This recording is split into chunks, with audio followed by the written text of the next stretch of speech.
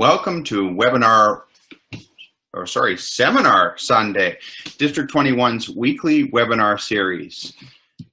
Glad to have you on the line live, and of course we'll also be recording this for future reference if anyone wants to send their clubmates to it. This is part of a weekly seminar series brought to you by District 21. Each week we bring you a different topic every single Sunday, with the exception of a 2-week break at the end of December of this calendar year. As you can see on the screen, if you're joining us on computer, you can see a schedule all the way through to the end of September. This will include items like the District Executive Committee meeting and the District Council meeting later on in September, as those will be online instead of in person beginning with this program year. Today we're covering Speechcraft and the benefits that a Speechcraft program can bring to your club or to the general public.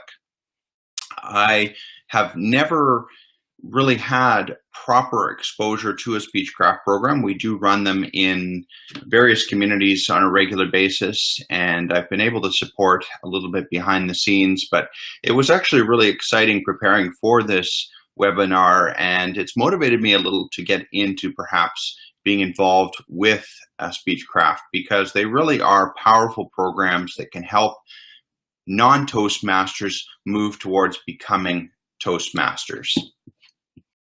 So what are the objectives of today? Well, there's a few things. First of all, we're going to find out what Speechcraft is and how to use it effectively in our clubs or in our communities. We're going to talk about the benefits that you get from Speechcraft, as well as what your club's going to get from Speechcraft. And we're going to share experiences, if anybody does have experience, and then essentially the what's next. So how do you get going with a Speechcraft? During the course of this seminar, I encourage you, please take advantage of the chat area, take advantage of submitting questions. They will get answered. I do, throughout my presentation, stop myself and look at the chat as well as the questions that have been submitted, just because I believe in, that open dialogue is nice and healthy, and we never try to cram too much content into these webinars to get through them within the hour. We always make sure we've got a little bit of time for question and answer, so don't feel bad if you have any type of question or anything. Just submit it right away, and that way we can go ahead and address them. So first, let's talk about what Speechcraft is. You may have heard the term before. You may not even know what it means. And that's really common, I think, in the Toastmasters community. Speechcraft, the term is well known, but it's not necessarily well known what Speechcraft is. So essentially, Speechcraft it's first of all part of the Successful Communication series. So there's a number of advanced communication series programs with Toastmasters International. One of them is leadership, and of course there's also a communication series which Speechcraft is part of. And most of these presentations are, I want to say, approximately an hour in length. Not the Speechcraft, but the other presentations in these series. The Speechcraft is unique in the sense of it is a program that you go out and essentially deliver to non-Toastmasters over the period of a number of weeks. And that can be as short as 4 sessions or as long as 8 sessions. And there is 2 different ways to deliver this program. The first type is where you conduct Speechcraft inside your club. And of course, that's a little bit easier because you're modifying your club meeting agenda to fit in the Speechcraft, and therefore the participants are likely seeing what your club meeting looks like, and likewise your club members are seeing what Speechcraft is like, and it gets them a little bit more involved. And it can actually also stir up some more excitement within your club, because people are going to think, wow, this is kind of cool, this is different, it's not just the same old week after week, we're actually doing a different program for the next however many weeks that happens to be.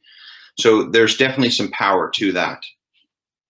On the other hand, you can conduct a speechcraft outside the club setting, and that can lead to the formation of a new Toastmasters club. You can also use that as a recruitment tool to your club.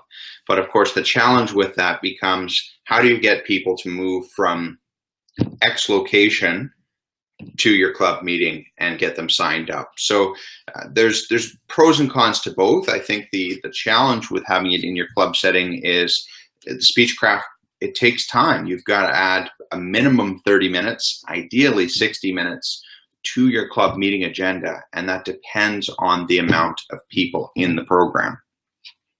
So if you're already, say, an hour and a half long meeting, you potentially would need to go all the way to 2.5 hours to really be able to take advantage of the Speechcraft program without negatively impacting things. So that's just some food for thought for those of you that are perhaps on the fence. You do want to make sure you're serving your club members while running this program, of course. How long does it take, though, when you run it outside of the club setting? Well, that's going to depend on how many participants you have. Ideally, any Speechcraft program, and I mean any, this is in your club or outside, has 5 to 10 people. And 5 is very much a comfortable number to begin with. If you get up to 10, that's good. Any more than 10, even if it's outside your club, is really stretching it, and you may want to consider breaking it into 2 sessions with 2 different coordinators, just because obviously there's a lot of time to get through all those speeches that the Speechcraft participants are going to deliver. So just some food for thought there. And outside the club meeting, you probably want to do hour and a half would be nice if you can. And once again, you may have to tailor that a bit depending on the amount of people that have signed up for the program. So what do participants do during the course of the Speechcraft program? They do a whole lot of things. And first is the normal types of things. They'll deliver 3 to 6 speeches. And of course, that's based on how many sessions you run. If you run 4 sessions, it'll be 3. If you go up to the full 8, it'll be 6 speeches, which is highly recommended. They're going to evaluate the other speakers, so they'll get to practice that evaluation skill that is so valuable in Toastmasters. They'll practice introducing speakers, and they'll participate in table topics. So by the end of the course, regardless of the length, they're going to learn about Toastmasters and the basic skills of public speaking. So it doesn't really focus on the leadership side. There is an option to add a business meeting component, and of course they could be involved with that, but it's really more focused on the public speaking, and that's how it's marketed to the general population when you send out the information and flyers and the like.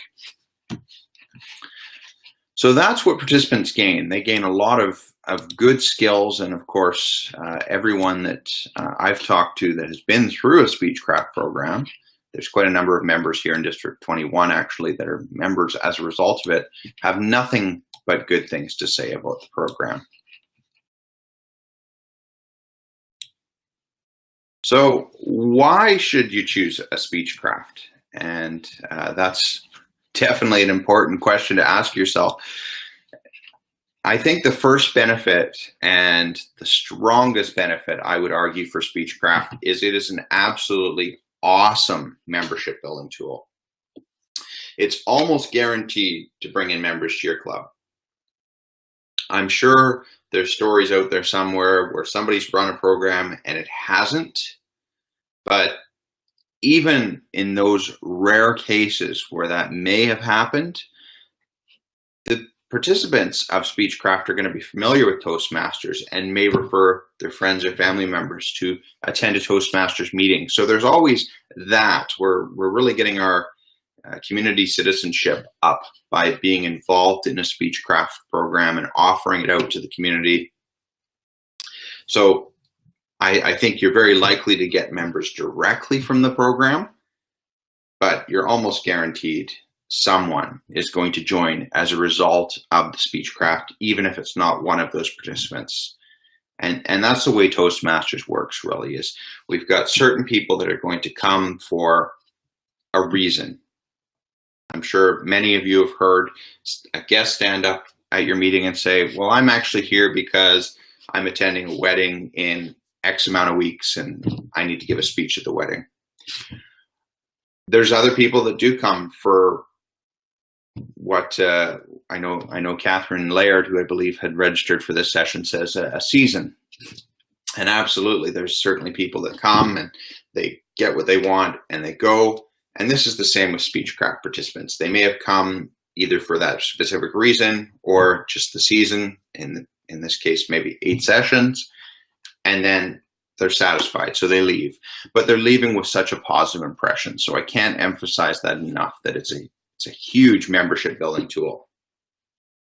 The other benefit with the Speechcraft program is it raises funds for your club's educational needs. You should absolutely charge a fee to participants. It needs to at least cover the cost of the materials, which are very reasonable. But ideally, why not have a little bit of extra funds in your club's bank account that you can take advantage of? And that returns the favor to the members, because oftentimes your members are going to be involved with delivering a Speechcraft program in some way, shape, or form, which I'll talk about in just a moment. And therefore, having that extra money to return back to the club and continue that educational mission that we have is absolutely critical.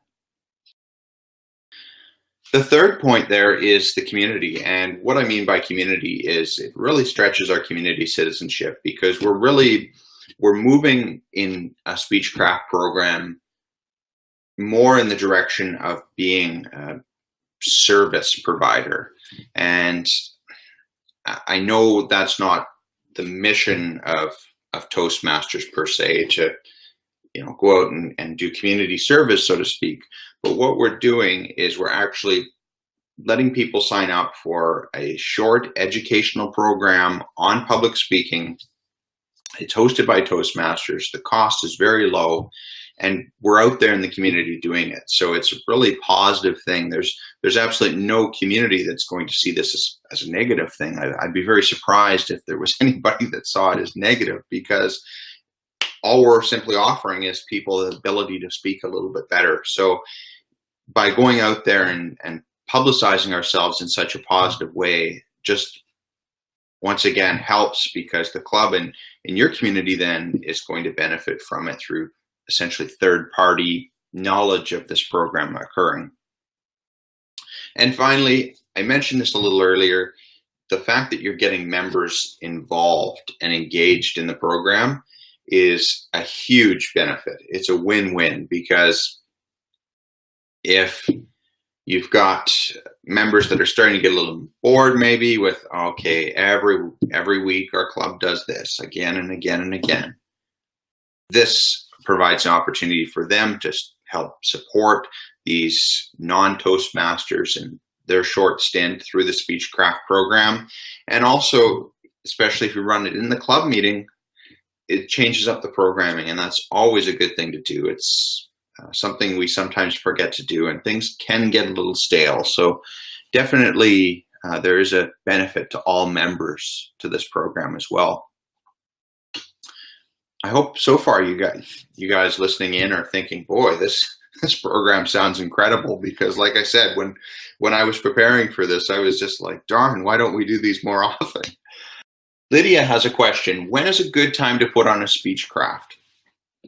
Thank you for your question, Lydia.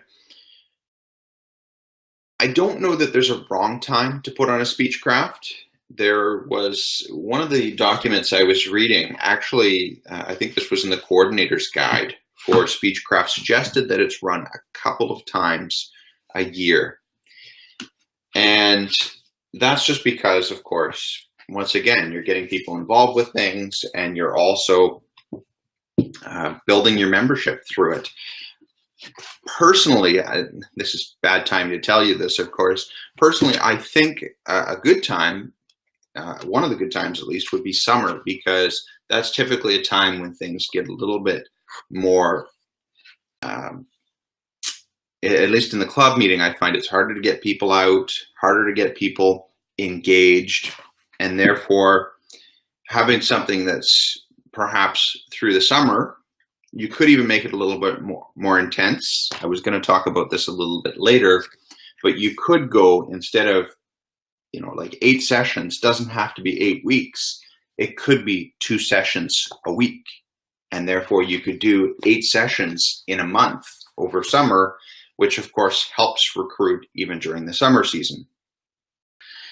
Outside of that, of course, you could still run it in times like the fall, when people are used to going back to school or work. It's another good time to likely get attendance up for at least the program. And the third time that I can think of in the year that could be good is something in the springtime that would line up well with perhaps June or May when it's finishing. And that way you can finish off the Toastmasters year perhaps with some fresh members to make sure that you've got enough members to qualify for the Distinguished Club program. So, I mean, I don't know that there's a wrong time to run it. The only time I would hesitate, in at least the Western Hemisphere here, would probably be around, you know, the Christmas season or something, because most people aren't going to want to sign up for a program around any of the December holidays. So I hope that answers your question. Yeah, I see, Lydia, here you've also mentioned something about the new year, and it could be more attractive during the new year because people have resolutions and graduation sessions.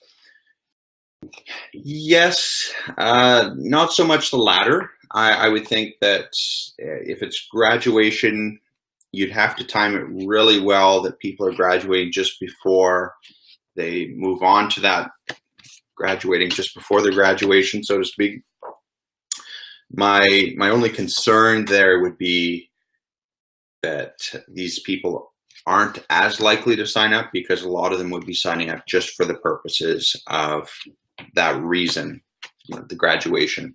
But New Year's resolution, I can see that being another solid time to put it on, because early January, I find a lot of clubs are getting guests, but if you have the ability to run a Speechcraft, it's a good way to attract even more people, and they're more or less hitting your club by February, March, depending on the length and how often you run the sessions, of course. Catherine's asked, how do you market a Speechcraft? I think I had some information about this coming up, but to market a Speechcraft, there's of course a number of different ways that you can do this. I mean, you could work with a community organization.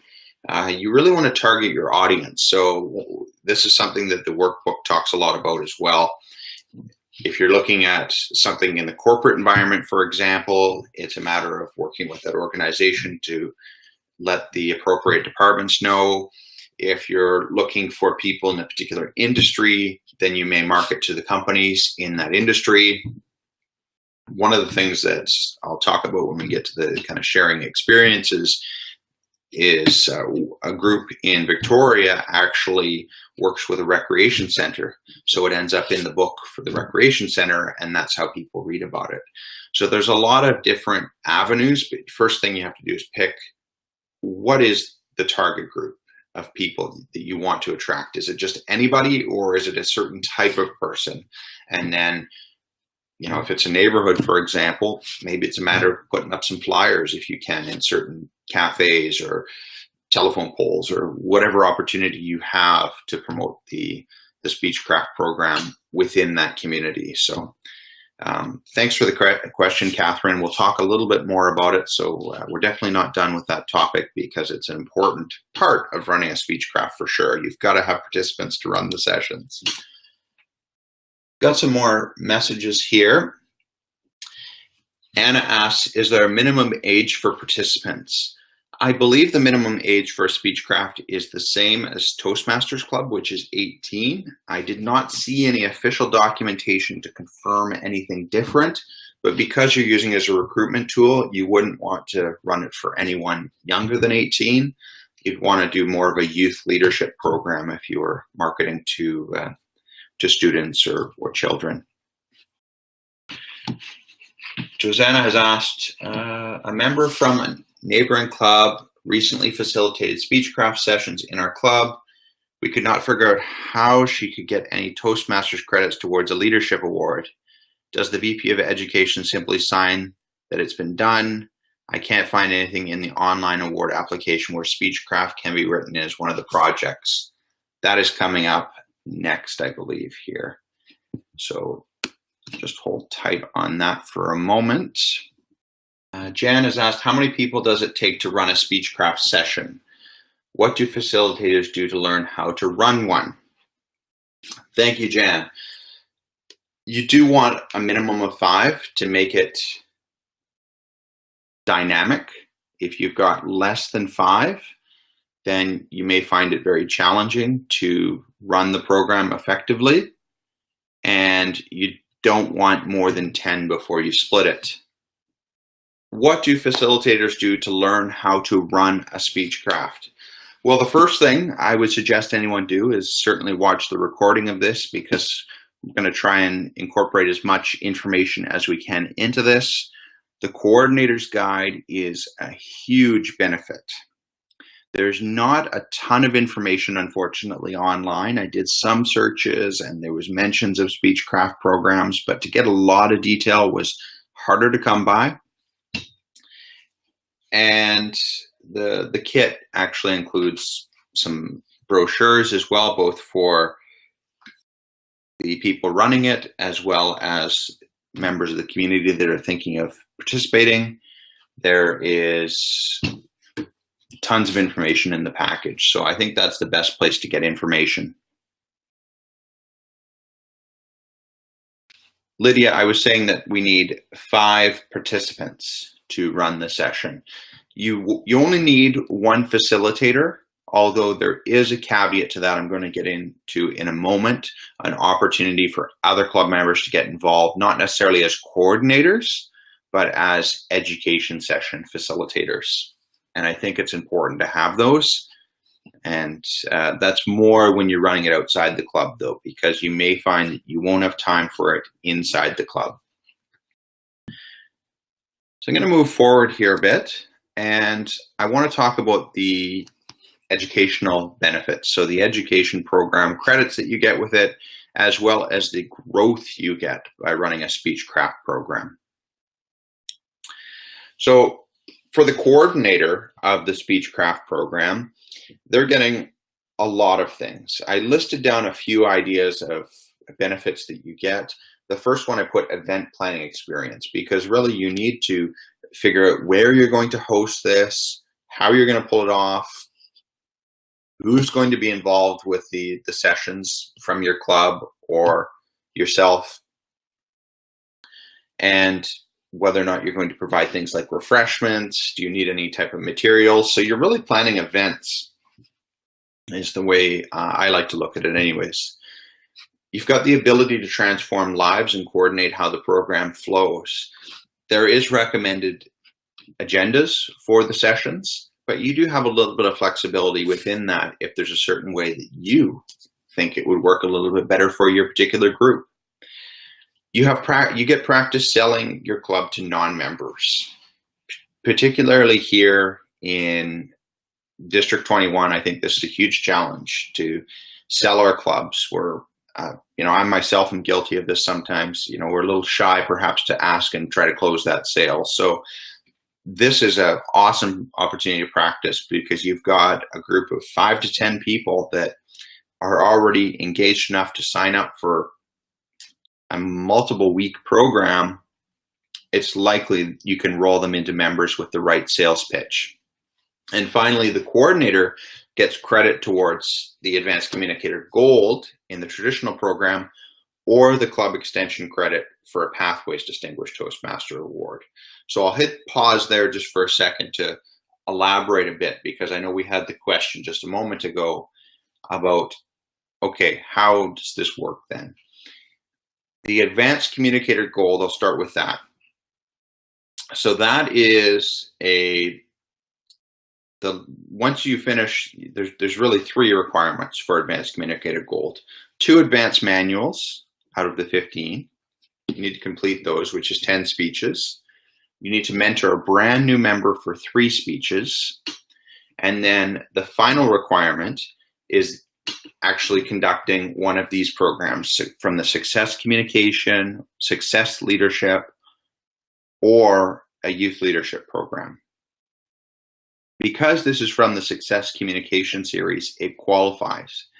There's nothing specific that needs to be signed off in these books or anything, but what will happen is when the Vice President of Education goes in to apply for the Advanced Communicator Gold Award, it will ask which date was the session run. So you could put in the last date of the Speechcraft, and that will suffice for the approval to get the Advanced Communicator Gold Award. There is certificates in the package as well, so you could provide a certificate to the coordinator as a thanks for running the program, but there's no other official quote-unquote sign-off beyond just simply going ahead and submitting that on Club Central when the award is ready to be submitted. It's almost the same process for the Pathways Distinguished Toastmaster Award. You need to complete 2 paths and then either serve as a club mentor or coach. And then the other part of it is either doing a Speechcraft, a youth leadership, or being a club sponsor. So this actually takes care of another one of those challenging to get credits in the Pathways program. The Speechcraft program as it stands, interestingly enough, is not Pathways, I guess we'd call it Pathways ready.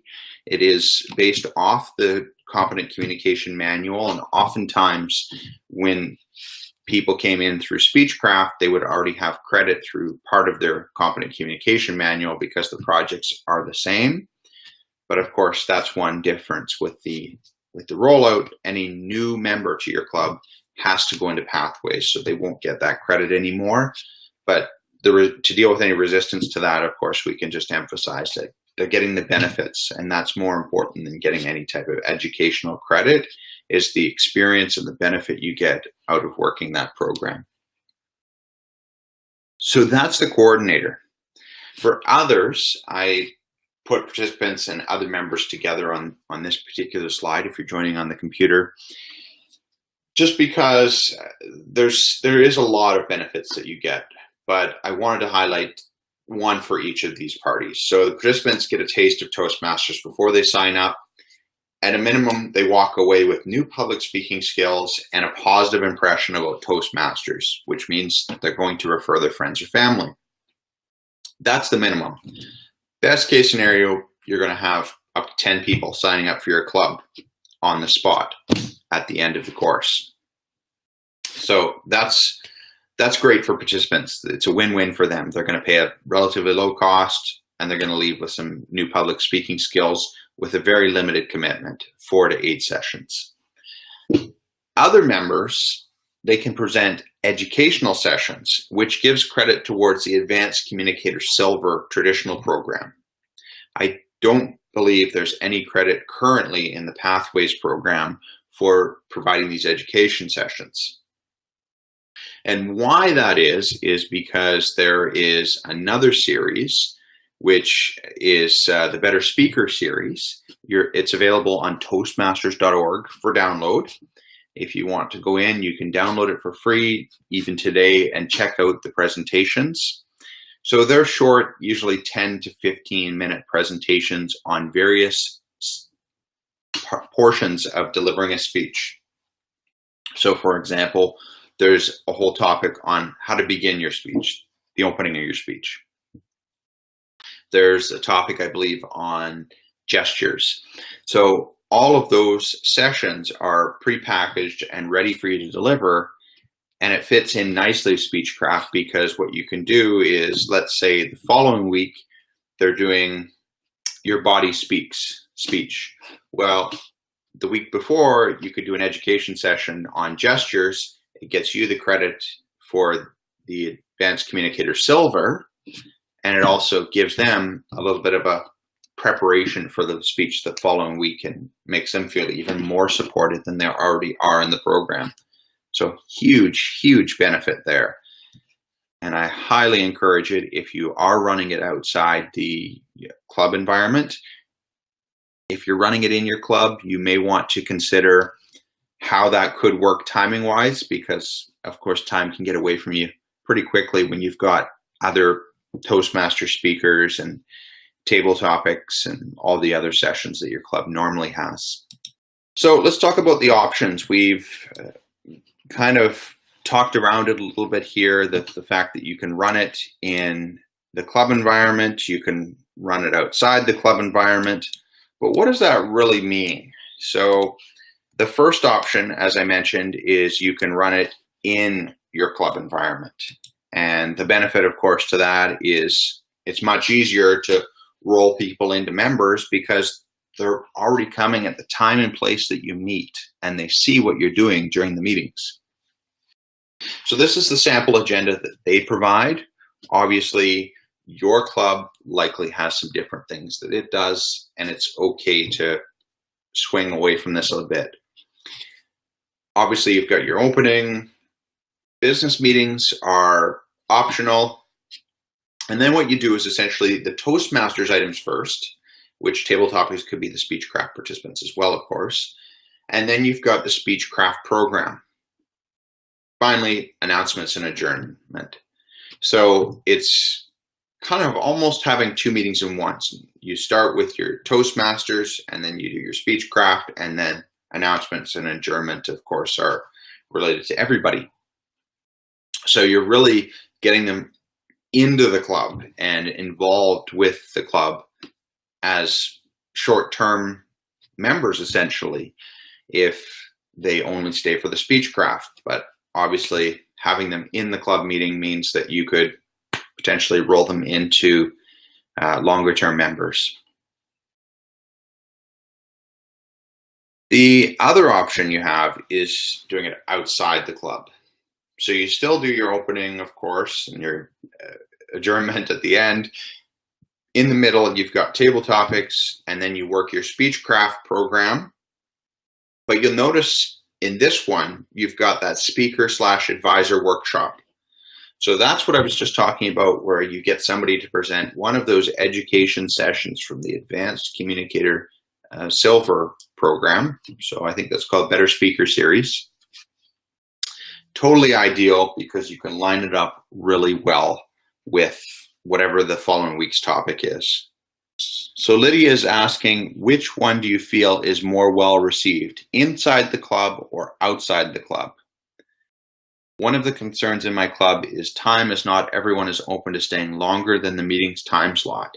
Absolutely, and that is 100% the only downside I can personally see of running it in the club meeting is the time aspect, because that is just a huge challenge to go ahead and have your normal items and try to incorporate Speechcraft.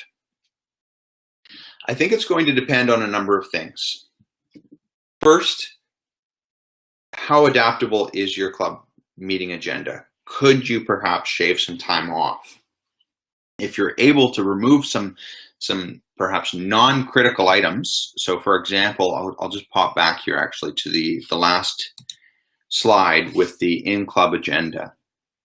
You've got the table topics, you've got your Toastmaster speakers and evaluators, but it has taken out some of the fluff. So by that I mean there's no grammarian or quizmaster or any of those other roles, and I don't mean them as fluff as in a negative thing, because obviously they're important roles, but maybe for the short period of time you could take away those things in favor of adding in an important program like this. That may not be enough to whittle it down to have the Speechcraft program run in your club, but it is going to be the best environment to convert guests to members. The only other thing I can think of to do to protect the time a little bit is, instead of saying 5 to 10, you could just say 5 participants. That's the minimum, that's the maximum, and away you go. You find 5 people, and then maybe you collect a wait list for running it again the next time. That's the only way you can maybe have a little more control over it, is try to limit the time to you've got just the 5 participants. You got rid of your perhaps non-critical or roles that you can do away with just for a couple week period of time, and go with that. So I can see resistance for sure from clubs by running it in the club, but those are some of the ways you could address those concerns. Outside the club, I mean, it's a little harder, of course, to get your members involved, because that means they have to commit to a separate meeting entirely. And it's harder to convert those non-members to members. But the benefit, of course, is you got flexibility in the time, which means that the Speechcraft program can likely be run even better and with more participants likely. But I would still recommend not having more than 10. If you've got 15, for example, just split it into 2 groups of 7 and call it a day, because, well, be 1 with 8, I guess. But it's really important to not have too many, because if people are doing speeches and evaluations, you'll be there all night every week, and that's not a positive impression for people either. So, experiences. For those of you that have experienced the Speechcraft program, I'd love to hear some of your experiences. You could perhaps type that in the chat, or share anything that went good or bad for you by running the Speechcraft program. If nobody's run one before, that's completely fine as well. I have not run one, and I'm so regretful that I have not had that chance to, because going through this, I just think it's the coolest thing. It's every time that it's run, there's been something, unfortunately, that I've been committed to already on that particular time slot. But we actually have one group that is doing this on a semi-regular basis, I want to say, and a recreation center. And how they do that essentially is the rental fee for the room is based off the people that registered, which is nice, because then you know you're never going to be forking out a huge bill for the rental and only having 2 people that have registered. They can set the minimum and maximum attendance for you. They take care of the sign up. They publicize it in their, on their website and in any books they send out, etc. So that is a pretty good arrangement that particular club has. It's outside their club meeting, which is, like I said, probably not the best way to do it all the time, but it is a way to do it. And they just keep running it because it's really straightforward and easy to put on. I believe the room rental is half of what was charged for the participants. So if you charge them, let's say, this is totally hypothetical, by the way, let's say you're charging $40. They would charge $20 for the room rental. And that's, of course, over the period of however long it happens to be. So that ends up being really reasonable, actually, when you think of it, when you break it down to a per week cost. Josanna's sharing some experiences here. Since many clubs take time off in the summer, we took 2 weeks off regular meetings in July and ran Speechcraft session instead. The members had no problem with it and enjoyed the experience. So yeah, that goes a little bit back, Josanna, to what I was saying a little earlier. I think it was near the start of the session when I mentioned running it in the summer could be a good tool. I mean, a lot of times we shy away from any type of summer programming because, hey, people are busy doing outdoor things, but you never know. People may sign up for it, and it's just another way to try and attract your members to continue attending even through the summer, because it's so challenging. I am in a club myself that attendance is down big time right now, and it's hard to have good quality meetings and keep the energy up. It's really easy to just get weighed down by that, and you don't even want to go to the meetings when that happens. So if you can have something special happening, then it makes your members want to attend. 2 weeks may not be enough unless you're doing, multiple sessions each week. You'd have to do at least 2 sessions in those 2 weeks in order to get the 4, because for a Speechcraft program, you do have to do at least 4 sessions, because that allows for the 3 speeches. You want everyone to have 3 to 6 speeches for sure, at least in the Speechcraft program. But I love that idea.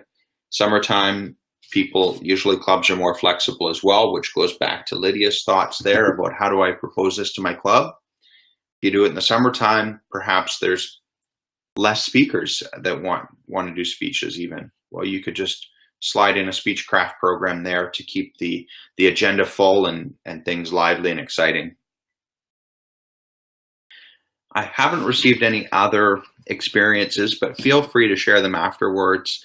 I'd love to hear other positive and negative experiences that you've had in running a Speechcraft program, because understanding the depths of how this program can benefit or the challenges that people come through it really will help in putting on the best Speechcrafts in the future.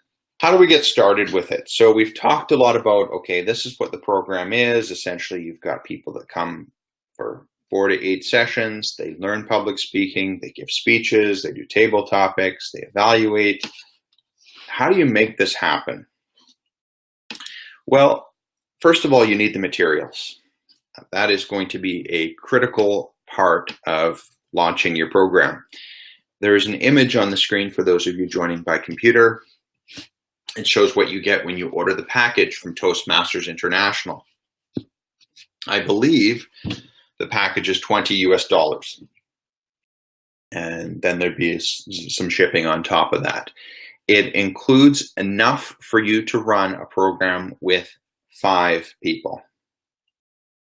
So it's called the starter kit, I believe. It's not supposed to be the package to cover everything off. Unless you're doing a session with 5, then you do have everything you need.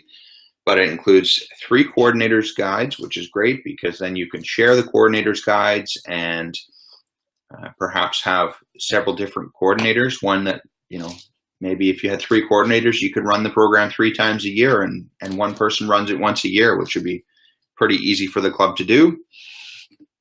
There's brochures. Once again, there's brochures for the people running it and to the audience that you're advertising it to. There's workbooks for 5 participants. There's certificates for 5 participants. There's 1 certificate for the coordinator. And there's some other sheets as well in it with additional information. One other thing I like about the coordinator's guide is it actually includes in it different types of documentation that you could use. And what I mean by that is there's a sample sales letter. So you could have, there's a template here you could copy over and use it for your own purposes to send a letter to an organization promoting, hey, would you like to run a Speechcraft program? There's a promotional news release about it. So you could take that and send it off to newspapers if you wanted to. There's different advertisements. There's a registration form for participants. And then there's a recognition letter as well, all in the coordinator's guide. So it allows you to essentially take those materials and tidy them up a little bit to your club's needs and send that out and utilize it. So I really like that about the coordinator's guide. It's not just how to run, it's also here's some additional resources for you. So that is going to be a big part of getting the program up and running. The financials, that's another critical aspect, of course, because like I mentioned earlier, you want this to at least pay for itself. That's the minimum. It doesn't have to be this huge profit generator. In fact, you never want that with a Toastmasters club to be anything that's hugely making profit. But it does need to cover materials rental. There's often going to be some sort of rental fee unless you're lucky enough to have a room that's free of rent, in which case even better to run it in your club, because then there's less costs of getting the program running. You may want to consider some refreshments just to keep that excitement up, and hey, I'll do anything for a cookie. I'm sure a lot of other people would too.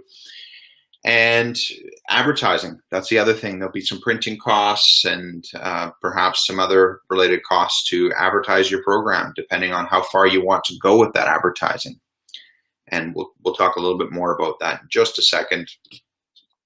I do want to emphasize the anything above and beyond paying for the costs of putting on the program have to go back to the club. I mentioned that earlier, but I want to emphasize that nobody at all can benefit financially from the program. That means if you're the coordinator, you don't get to take a kickback.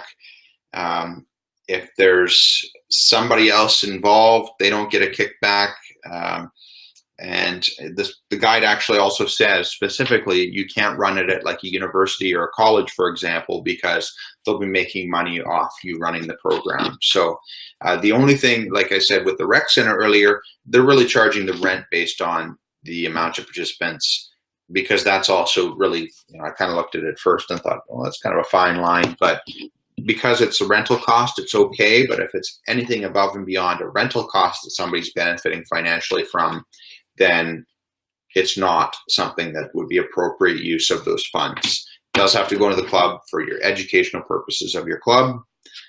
And of course, your club hopefully has a budget for how it would handle that money, and perhaps it's for purchasing some sort of educational materials or something that the club needs. These could generate a decent profit depending on how much you charge. So that could be a huge benefit to the members to get some new things for the club as well. So last thing I want to cover is the marketing. And we've talked a little bit about it. I encourage you to look in the coordinator's guide as well for the template letter and everything that you can send to organization. But I think you want to identify your audience first, like who's going to fit in your club. Is your club, for example, very serious and business-like? You meet at 7 o'clock in the morning, and everybody's wearing a suit and tie. Humorous speeches are frowned upon. Probably not happening anywhere where humorous speeches are frowned upon, but I'm trying to draw a picture of a very serious business crowd. Then you probably don't want to send that into the local event center that puts on improv shows, for example. So that's not necessarily going to be your audience. You're probably instead going to advertise maybe to accounting firms or lawyers or some other types of business people. And the opposite is true. If your club runs a really loose and fun environment, then maybe, you put it in more event centers and places where people frequent that, they want to have a little fun, but hey, they'd probably sign up to do some speaking as well, because why not? Everybody can benefit from speaking. So if you know what your club wants in terms of a member, the type of personality, then create a list of organizations that would be linked with that type of thing. Send the letter to them, the sales letter to them, essentially letting them know, here's what we've got to offer for Speechcraft. Talk to your staff and get them to sign up. And then advertising in the community as well if the club is open to the public. So I think that's going to be your best way to go ahead and promote the program. Happy to hear other ideas if anybody has other ideas, but it does require a little bit of elbow grease, of course, to get out there and promote the program for sure. Resources. I had just 2 resources I listed today. Just as I said, there's not a ton of things available out there on the internet regarding Speechcraft for whatever reason. The Toastmasters.org website is always a good resource for anything Toastmasters, of course. If you go to resources and then click on resource library, then you actually have a Speechcraft flyer that you can print out. There's a Speechcraft section that talks a little bit about running the program, links you to places where you can purchase the coordinator's guide and workbooks and everything. And that's really about it. I found a nice slide deck that someone had presented for another district somewhere, and a few other things through a Google search, so it's worth doing that. But Toastmasters.org is definitely your best place to get information. Lynn Monchamp is our district Speechcraft chair. I'm happy to put you in touch with her if you contact me. She runs a program on a regular basis and has a fair amount of expertise, of course, on putting on these Speechcraft programs. I'm happy to direct you in the right direction as well. If we're ever crossing paths, I'm always happy to share one of these coordinators guides. I've got a package here, and I could certainly share with you so you could look through it and get an idea what Speechcraft is about before you commit to it financially.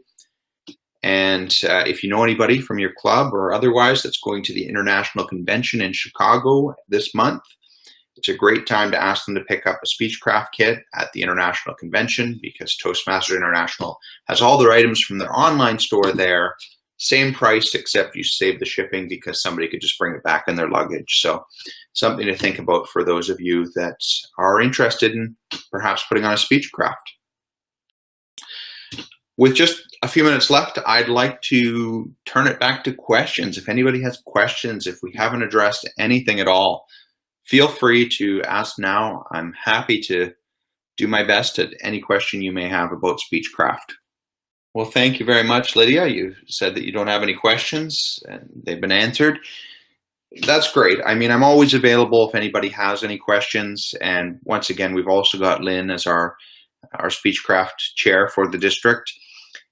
I do call her the district Speechcraft chair, as she's accepted that position, but it is important to note that districts cannot put on Speechcraft programs. Just to let everybody know, if you're ever wondering why doesn't District 21 do this, it is actually against the rules. We're not able to use district funds to sponsor a Speechcraft program. It is only clubs that can put on Speechcraft programs. So it's certainly something that's crossed my mind many times, how cool this would be to do like a big Speechcraft for District 21 and just feed all the members into clubs, but it is not allowed. It is strictly against the rules.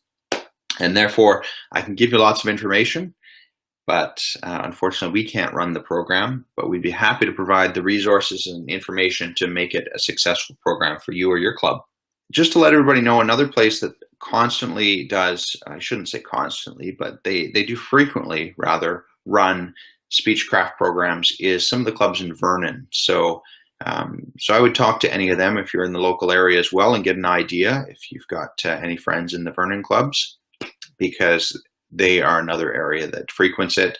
Lower Mainland has some that have done it a few times here or there, but the only consistent Speechcraft programs I'm aware of is in Vernon and also in Victoria with Quorum Toastmasters in the Esquimalt area. So those are the clubs that run Speechcraft on a regular basis and are fully on board. And hopefully after this call, your club will be on board as well. Send them my way if they've got any questions. I'm super happy to answer any questions whatsoever. I know this is a program that certainly can be confusing. I didn't know a lot about it until I studied it either. Mike Zhang has just asked if there's any qualification for facilitators. Just have to be experienced speakers. Yes, absolutely. I mean, you want to put your best face forward for sure. You want your participants to have a good experience, so you wouldn't want to put somebody in there that, for example, just did their icebreaker. You want somebody that's comfortable in front of an audience, ideally working through the education program and trying to get to that DTM stage, because this is going to help them with that.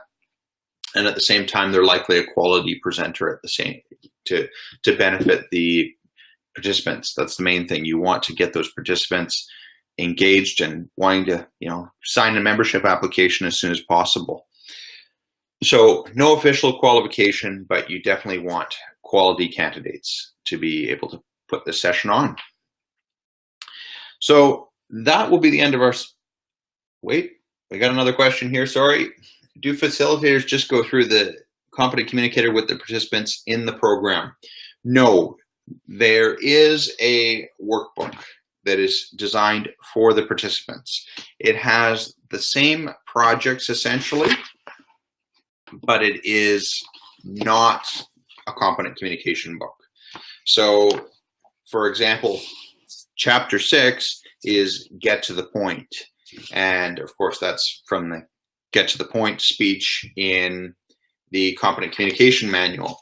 It gives the same type of things. It goes through the assignment bit, and it has an evaluation sheet, which is slightly different. I emphasize it slightly because it's very much the same, etc. So they're based off the competent communicator, and therefore a lot of people have just moved them into a competent communicator if members signed up in the past. But of course, new members cannot sign up. So that's one thing to emphasize as well. Avoid that temptation of telling those potential Speechcraft participants that, hey, this is going to start you off in Toastmasters, because they cannot. Any member that signs up after March of 2018, if they try to submit a competent communication award, they will be denied, and that would be really awkward. So please make sure that they're aware when they sign up that this is just some practice. And when they get into your Toastmasters Club as members, they'll start off with level 1 in pathways in whichever path that they choose to take. So that is our session for this evening.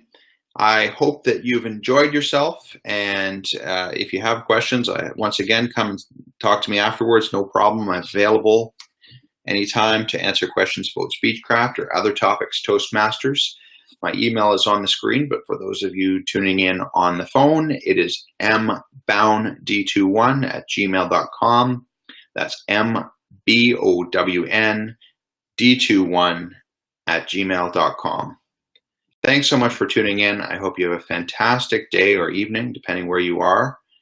And we will talk to you very, very soon. Take care.